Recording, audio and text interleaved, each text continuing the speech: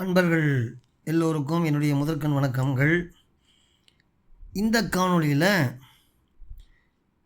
ராமலிங்க பெருமான் துன்பமாகிய கடலில் நான் தத்தளிச்சுக்கிட்டு இருக்கேன், அதுலேருந்து எடுத்து என்னுடைய துன்பம்லாம் நீங்கணும்னா இறைவனாகிய உன்னுடைய அருள் எனக்கு வேணும் அப்படின்னு வேண்டுறார். நீங்கள் பெருமானுடைய எந்த பாட்டை எடுத்தாலுமே அதில் பார்த்திங்கன்னா பசுவாகிய நம்மளை பற்றியும் பதியாகிய இறைவனை பற்றியும் பாசமாகிய ஆணவம் கண்மம் ஆகிய ஏதாவது ஒன்றை பற்றியும் கண்டிப்பாக வரும். சரி, இந்த பாட்டில் என்ன சொல்கிறான்னு பார்ப்போம். பாட்டு பாடுறேன், அப்புறம் பொருள் சொல்கிறேன். தனியாத துன்பத் தடங்கடல் நீங்க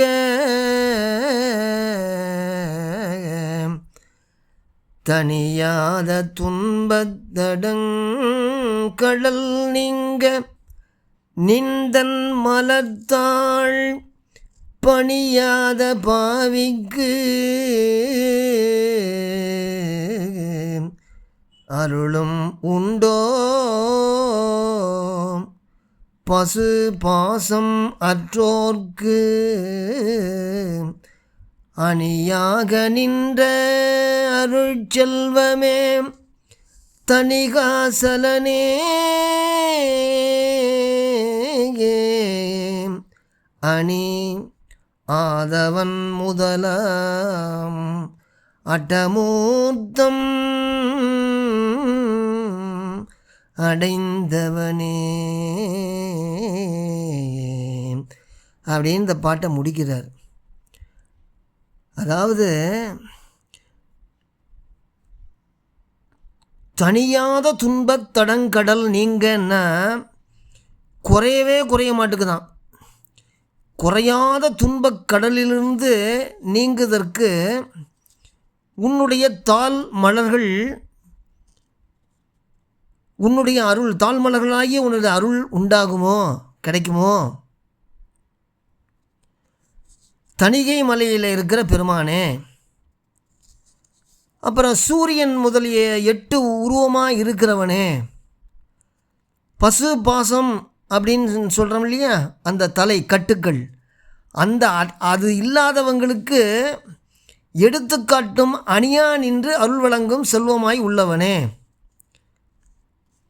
உன்னுடைய குளிர்ந்த மலர் போன்ற திருவடியை பணியாத பாவியாகி எனக்கு உன்னுடைய அருள் கிடைக்குமா அப்படின்னு தான் இந்த பாட்டில் பாடுறார். இதில் பார்த்தீங்கன்னா அணி ஆதவன் முதலாம் அட்டமூர்த்தம் அடைந்தவனே. அட்டமூர்த்தம்னா இறைவன் எங்கே இருக்கிறான்னு யாராவது கேட்டால் எதில் தெரியுமா இருக்கான்? சூரியன், சந்திரன், நிலம், நீர், நெருப்பு, காற்று, ஆகாயம், அப்புறம் ஆன்மா. என்னது 8 இடத்துல இறைவன் இருக்கிறான். எதில் இருக்கிறான்? நிலம், நீர், நெருப்பு, காற்று, ஆகாயம், சூரியன், சந்திரன், அப்புறம் நிலம், நீர், நெருப்பு, காற்று, ஆகாயம், சூரியன், சந்திரன், அதுக்கப்புறம் அதாவது நம்ம உயிர்களில் இறைவன் இருக்கிறான். அதுதான் 8 உருவமாக உடையவனே. அட்டமூர்த்தம்னு எங்கே வந்தாலும் பார்த்திங்கன்னா இதுதான் 8 தான். அட்டமூர்த்தம்னா அட்டம்னா 8ன்னு அர்த்தம். ஆதவன், அணி ஆதவன், ஆதவன்னா சூரியன்னு அர்த்தம். அணி ஆதவன் முதலா, சூரியன் முதற்கொண்டு அட்டமூர்த்தம் அடைந்தவனே அப்படின்னு அர்த்தம். அப்போ அட்டமூர்த்தம் அடைந்தவனு சொல்லிட்டு அது மாதிரி நிறைய பேர் பாடுவாங்க. அப்புறம் நம்ம பசு, நமக்கு பேர் என்ன தெரியுமா? பசு. இந்த பசுவாகிய உயிரை பிணித்திருக்கிற மலம் மாயை கண்மங்கிற அந்த மும்மலம்னு சொல்லியிருக்கேன் ஏற்கனவே. அதை பற்றிலாம் நிறைய பேசியிருக்கோம் நம்ம போன காணொளியில். அப்போ இந்த ஆணவம் கண்ம மாயையுடைய தொடர்பும் உயிர்களை பிணிச்சு கொண்டு இருக்கிறதுனால அதுக்கு பாசம்னு பேர். பாசத்தில் கட்டுண்டு இருப்பதுனால நமக்கு என்னதுவே பசுன்னு பேர். அப்போ அவர் என்ன சொல்கிறாருன்னா, பசு பாசம் அற்றோர்க்கு அணியாக நின்ற அருள் செல்வமேங்கிறார். அந்த பசு பாசம் அற்றவர்களுக்கு தான் இறைவன் என்ன பண்ணுவார்? கூட இருப்பார் அப்படின்னு சொல்கிற மாதிரி சொல்கிறார் அவர். பசுபாசம் மற்றோர்க்கு அணியாக நின்ற அருள் செல்வமே